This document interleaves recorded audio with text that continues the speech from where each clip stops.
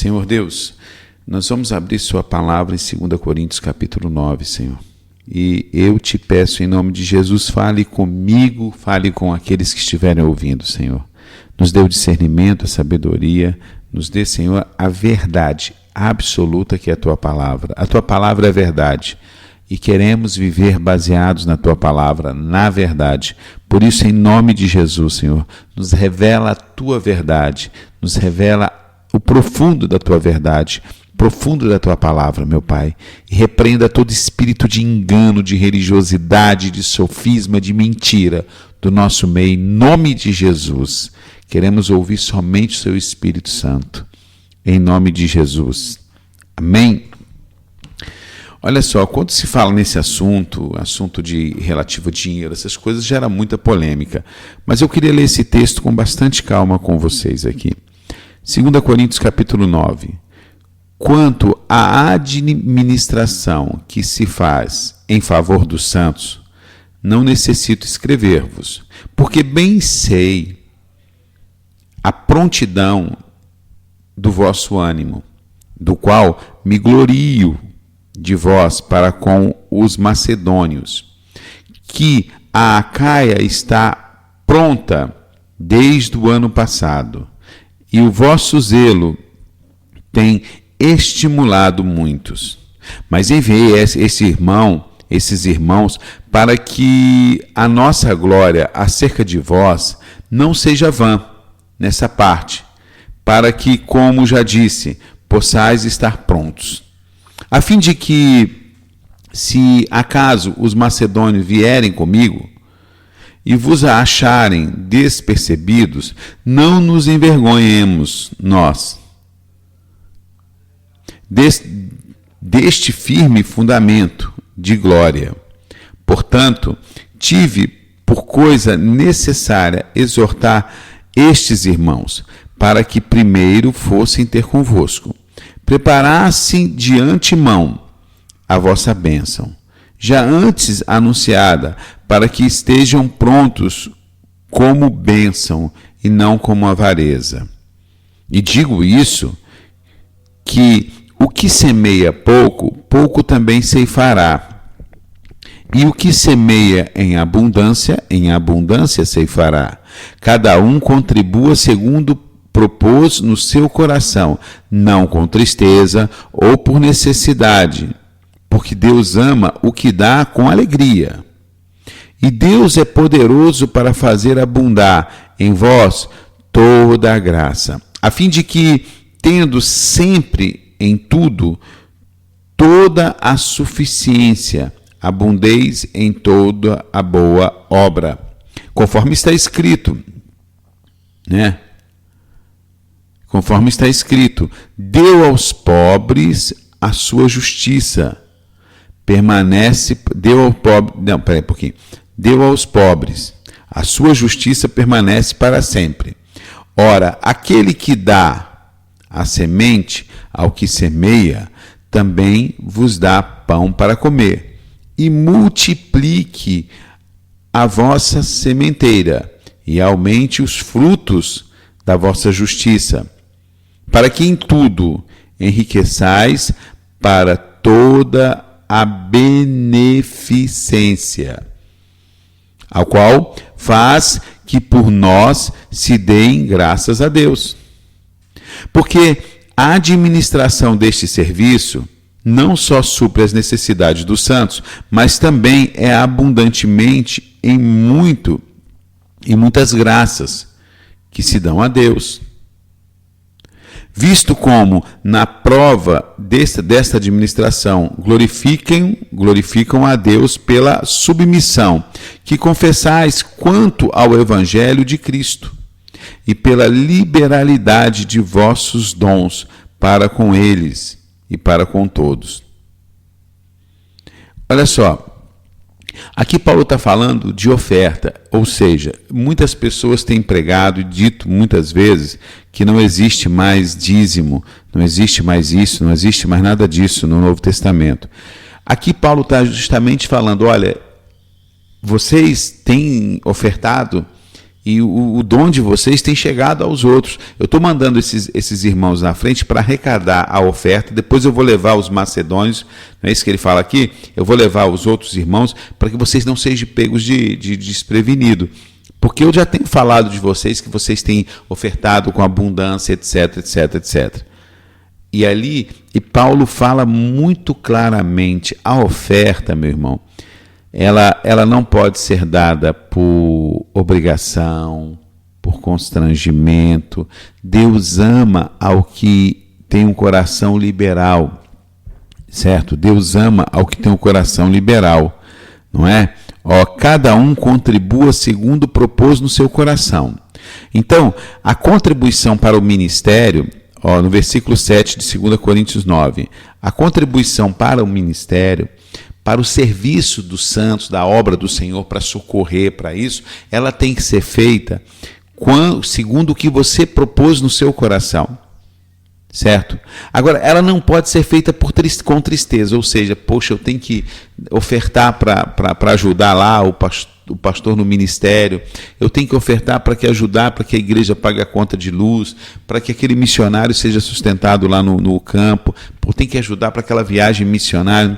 Poxa vida, que meleca, onde eu fui me envolver agora, caramba. Mas tem que fazer, não tem jeito. Não com tristeza, não pode, não com tristeza. Ou por necessidade, ou seja, eu preciso fazer isso para que eu receba a minha bênção, né? Senão eu não vou ser abençoado, então eu necessito de uma bênção, então vou ser obrigado a abençoar. Não é assim. Por que isso? Porque Deus, ele ama, aqui no versículo 7, diz, porque Deus ama ao que dá com alegria. Tá? Então, quando você for ofertar, você for dizimar, seja chamar de dízimo ou não. Pelo que eu vejo aqui, as pessoas têm lutado muito contra o dízimo, falando que não existe mais dízimo. Olha, se você não quer dar o dízimo, não tem problema. Não tem problema. Você, para mim, tranquilo. Por quê? Porque eu vejo que dízimo é do passado, realmente. Dízimo é do passado, não precisamos dar dízimo. Pelo que eu vejo aqui, é bem mais que dízimo. É bem mais que dízimo. Mas ele fala aqui, olha, oferte com liberalidade, né? Sem tristeza, com aquilo que você propôs no seu coração, mas dê com alegria, porque Deus é poderoso para fazer abundar em vós toda a graça, a fim de que, tendo sempre em tudo toda a suficiência, abundeis em toda a boa obra. Então, se você vai ter com abundância, né? Você vai ter, porque o Senhor, segundo esse texto, ele vai multiplicar a sua sementeira. Não vai faltar para você, mas tem que entender uma coisa, é aquele que dá oferta com amor, com liberalidade, com alegria, porque Deus ama ao que dá com alegria. Entenda isso. Então, se você não sente alegria em ofertar, se você não sente alegria no coração em entregar o seu dízimo, entregar uma oferta, em ajudar uma missão, em ajudar um missionário, ajudar um ministério, se você não sente alegria em fazer isso, não faça. Não faça. Aqui ele está dizendo, isso é Novo Testamento. Se você for lá em Gálatas 6:6, quer ver? Em Gálatas 6:6, deixa eu abrir aqui na outra Bíblia aqui, vamos lá. Espera um pouquinho. Em Gálatas 6:6. Quer ver? Deixa eu achar aqui para a gente poder... Só para você ver. É Novo Testamento, nós não estamos lendo o Velho Testamento para dizer... Eu também concordo. Esse negócio de dízimo... Olha o que diz aqui. Gálatas 6:6. Deixa eu ver se é esse aqui. Se eu não errei. Olha só. Eu também concordo. Tem que acabar com esse negócio de dízimo. Negócio de dar 10%. E o que é instruído na palavra, reparta de todos os seus bens com aquele que instrui. Gálatas 6:6. Então, realmente, quem prega contra o dízimo está certo. É muito mais do que o dízimo. Mas isso, meu irmão, isso não pode ser feito por obrigação. Isso não pode ser feito porque eu tenho a obrigação de fazer isso. Certo? Não tem jeito, né? Eu tenho que fazer isso e tal, aí eu sou obrigado. a fazer, senão já viu, né, como é que fica, o que vão pensar de mim aí, os irmãos todos. Então, o que eles vão pensar de mim? Não é? Mas se você pegar aqui Gálatas 6,6, se você pegar esse texto que eu estou lendo aqui no Novo Testamento, realmente é muito mais do que o dízimo, certo? Porque ele fala que tem que atender, olha só, ele fala que tem que atender aos santos, certo? Ele fala que tem que atender. Então, nós temos que entender uma coisa, é muito mais do que o dízimo, 10%. Mas isso, não estou instituindo aqui valores nenhum, nem percentuais. Eu estou dizendo que é para... Todos têm que ler esse texto com bastante calma. Quanto à administração que se faz em favor dos santos, não necessito escrever. Paulo já tinha falado com eles. Porque bem sei da prontidão do vosso ânimo. Ou seja, esse povo aqui já tinha prontidão, eles estavam prontos sempre para ajudar. Né? Olha só, no 11, para que em tudo enriqueça, para que todas as beneficências... Não é isso não. É aqui, ó, porque a administração deste serviço... Assim, ó, no 12. Porque a administração deste serviço não só supre as necessidades dos santos, mas também é abundante em muitas graças. Ou seja, o recurso que entra, ele vai além de abençoar aqueles que estão servindo e aqueles que estão necessitando. Ele vai além disso. Ou seja, não é com falta, não é com miséria, não é que assim, poxa, para ajudar esse irmão... vai faltar para esse, para abençoar. Então, e dinheiro dentro da igreja, ele é para ser disseminado em bênçãos, não para enriquecimento de quem está à frente. Concordo em gênero, número e grau isso. Hoje nós vemos assim, as pessoas que lideram grandes ministérios, muitas vezes estão cheios de grana, muita grana, carrões, carro blindado, viagens para a Europa, tudo isso. Então, infelizmente, tem visto isso, mansões, criando castelos, criando palácios, né? Criando templos imensos, até réplicas de templos de Salomão, gastando milhões nisso, milhões e milhões e milhões e milhões. Então, os recursos para o ministério não é para isso. Entendeu? Recursos do ministério não é para isso. O recurso é para manter a obra, manter aqueles que vivem 24 horas em serviço da obra, abundar para chegar àqueles irmãos que estão necessitados. Então, hoje, quando perguntaram a Jesus qual a verdadeira religião, ele falou, socorrer os órfãos e as viúvas e se manter incontaminado do mundo. Então, os recursos que entram dentro de um ministério é para a manutenção do ministério, para a pregação do evangelho do reino, para socorrer os órfãos e as viúvas e tal, e vai permeando e vai. Você entendeu? E vai permeando e vai, missões aqui, aquilo. Não é para fazer palácio, não é para enriquecer ninguém. Então, quando você lê isso aqui, Paulo está falando isso, né? Ó, e visto como a prova desta administração glorifica a Deus pela submissão que confessais quanto ao Evangelho de Cristo. Olha só, visto como a prova dessa administração glorifica a Deus. Quando a igreja recebe recursos e esses recursos são investidos da forma correta, o nome do Senhor é glorificado. Não é? Hoje nós temos muitos prédios que não estão glorificando o nome do Senhor, porque são prédios que ficam parados, salas fechadas. Quanto a igreja poderia, com recursos, ter escolinha? Eu vou estar conversando ontem, ali vendo o meu filho pegar uma onda, estava eu e o missionário da Índia, a gente estava em pé na frente do mar, a gente conversando sobre o mar na Índia, o mar aqui e tal, aquela coisa toda, vendo os garotos pegar jacaré. O meu filho estava ali dentro, na praia, pegando jacaré, uns fazendo surf. A gente conversando, falei, rapaz, se tivesse grana para montar uma escolinha de surf, igreja que está próximo da praia, escolinha de surf. Para quê? Para reunir as crianças ali 2 vezes por semana, 3 vezes por semana, dar um princípio bíblico para eles, crianças que precisam princípio bíblico e aula de surf. Como quem está fora da praia pode ter uma escolinha de futebol. Cara, tem igrejas que pode ter uma quadra dentro. no quintal dela, no terreno da igreja, uma quadra poliesportiva. E ali você ter o quê? No quintal dali, não dentro da igreja, dentro do local de reunião, mas no quintal, ter uma quadra, ali tem escolinha de futebol, de voleibol, entendeu? Mas, pastor, e esses profissionais que vão fazer? A igreja paga o professor de educação física, cara, eu quero que você monte aqui uma escolinha.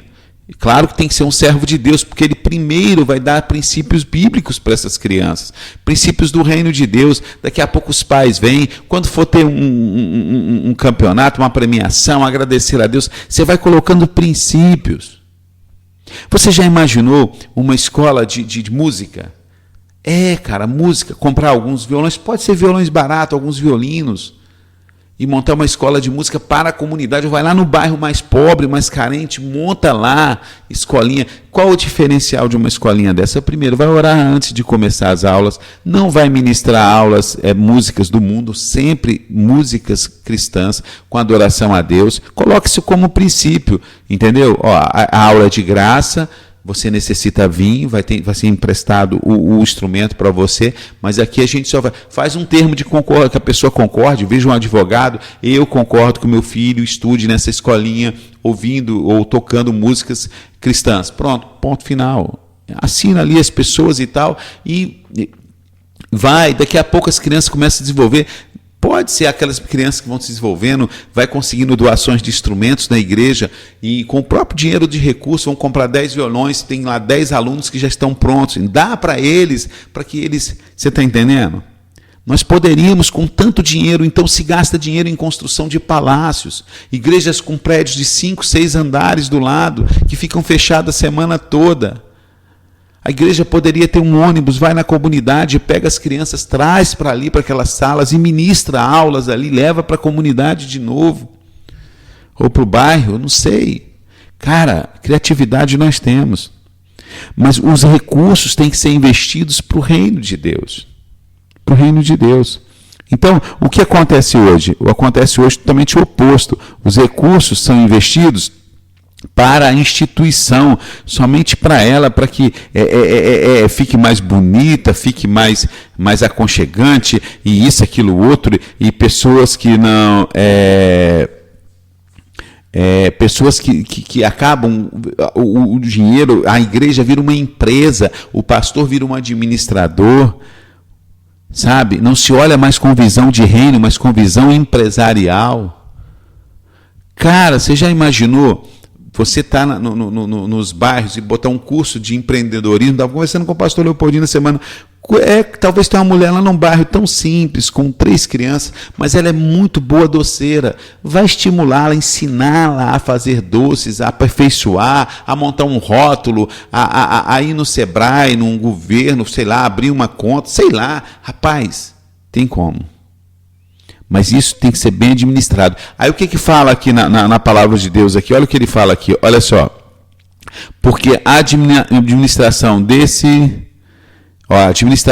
serviço não só supra as necessidades dos santos, mas também é abundante em muitas graças. Ou seja, o dinheiro que entra na igreja, ele tem que suprir a necessidade daqueles que estão trabalhando na obra, mas tem que abundar em graça. Visto como olha só no versículo 13, visto como na prova desta administração glorificam a Deus, ou seja, você já imaginou, está ali num bairro uma escolinha de música, 20, 30, todo ano, uns 40, 50 alunos saem dali tocando os louvores e tal. Alguns já vão para suas igrejas locais ou se convertem e vão para as igrejas tocando. E mesmo aqueles que não vão, o mundo vai olhar e falar assim, que trabalho bonito está sendo feito ali naquela casa, né? Quem é que banca isso? Porque ele tem professores de música, eu estou vendo as crianças com violão, eles ganham um instrumento no final do curso, né? Que bacana, quem paga isso? A igreja paga. Que a igreja? Porque o dinheiro que eles arrecadam na igreja, os dízimos, ofertas, parte vem para cá, para abençoar o povo desse bairro.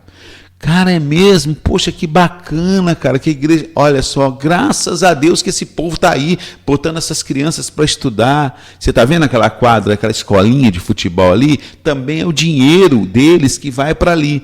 Só um detalhe, né, cara? Esses caras Antes dele jogar bola, eles oram. As crianças começaram a respeitar mais os seus pais. Tem um ensinamento lá antes do jogo. Durante o jogo, cara, não tem palavrão, não tem briga, porque eles são instruídos para isso. Pô, que bacana. E quem paga aqueles professores o aluguel daquela quadra? A igreja. Quando as pessoas vão... Você não vê lá na frente que eles dão dinheiro lá no envelope, aquele negócio de pedir dinheiro? O pessoal vai falar isso, né? Aquele negócio de dízimo, aquele negócio de oferta. Parte daquele dinheiro vem para nós aqui. Cara, que bacana. Graças a Deus que essas crianças estão lá na quadra, aquelas outras crianças estão tocando o instrumento e não estão na rua e tal. Olha o nome de Deus sendo glorificado. Agora, muda o disco. Muda aí o CD, né? Muda a gravação, muda lá a história.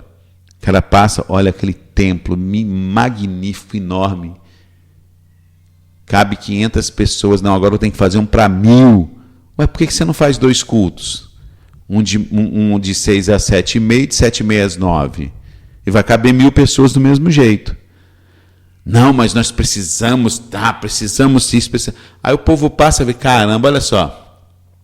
Aí para o pastor com um carrão importado, com um carro blindado, não sei quantos milhões para programas de televisão, não sei quantos milhões para erguer um templo assim, não sei quantos milhões para isso, não sei quantos milhões para aquilo. E a pessoa passa e fala, olha o dinheiro dos caras onde vai, os caras dão dinheiro para esses caras ficar ricos, fazer essas coisas aí, esses palácios aí, Aí domingo tem um culto, uma quarta-feira, olha só esse praidão aí do lado, fica fechado a semana inteira. É um péssimo testemunho. Então, quando você pensar agora nas questões de oferta, de dízimo, dá uma olhadinha aí em 2 Coríntios capítulo 9. Lê 2 Coríntios capítulo 9, lê Gálatas 6:6. Você vai ver que quando vier com essa história, olha... Dízimo é coisa do Velho Testamento. Tá certo, é do Velho Testamento, cara. Eu vou contribuir até com mais, porque eu estou vendo aqui em Gálatas 6:6, vou inventar um monte de coisa, vão dizer um monte de abobrinha, mas isso é conversa fiada para quem não quer ter compromisso com o reino de Deus e com a comunidade, com as pessoas. E com as pessoas, porque quando o dinheiro vem, você tem que empregá-lo de forma que ele dê bom testemunho. Mas, pastor, a grande maioria não faz isso, mas você não pode invalidar um princípio bíblico porque você vê caras sendo trambiqueiros. Ah, pastor, eu não vou fazer isso, sabe por quê? Por quê, meu irmão? Porque lá na igreja que eu congrego, o dinheiro é todo feito isso. Ué, meu irmão, por que tu está lá? Você vai deixar de cumprir um princípio bíblico porque tu tá vendo que está sendo mal gasto? Está sendo mal investido? Meu amigo, sai de lá, bicho, o que tu está fazendo lá? Não é verdade? Se você come num restaurante hoje, vem comida estragada, você volta amanhã para comer comida estragada? Não volta nunca mais, ou não é? E se possível você indica para os outros não comer lá, que você está comendo comida azeda, comida estragada. Agora os caras ficam, eu estou cansado de ver, isso é espírito de religiosidade, irmão. A pessoa vê que está tudo sendo ensinado errado, a pessoa vê, mas não reda o pé de lá. Vai continuar lá até, meu irmão, guia cegos guiando cegos. Aí é um problema de cada um. Mas se você está vendo, o dinheiro está sendo mal investido, ninguém faz nada, meu amigo, eu não vou compactuar com essa sujeira aqui, não. Eu tenho que me envolver com quem está vivendo o evangelho do reino de Deus. Agora as pessoas não, porque eu ajudei a construir isso aqui, daqui eu não saio. É idolatria à igreja local, idolatria a pastor, idolatria à denominação, idolatria a templo, a paredes, idolatria. Isso é demoníaco, isso é um espírito de religiosidade demoníaco, meu irmão. Porque se você... é a mesma coisa, você tá namorando uma pessoa que você pretende casar com ela, né? Você está namorando uma pessoa que você pretende casar com ela, tá conhecendo, né? Está conhecendo essa pessoa, ela te trai uma, te trai duas, te trai 3 vezes, te trai 4 vezes, te trata mal. Você vai continuar com ela? Vai casar com ela? Duvido. Só se for louco. Né? Você, como eu falei, aí você come num restaurante e passa mal, você vai voltar e vai ficar comendo todo dia aquela comida estragada? Não, porque eu acho bonito a arquitetura do restaurante. Sim, mas você come e você vomita, passa mal, tem problemas gastrointestinais lá, sei lá. Você tem esse problema? Não, mas eu gosto da arquitetura, eu vou lá, o ambiente é tão bonito, eu como, passo mal, volto no outro dia, como, passo mal. Duvido. Né?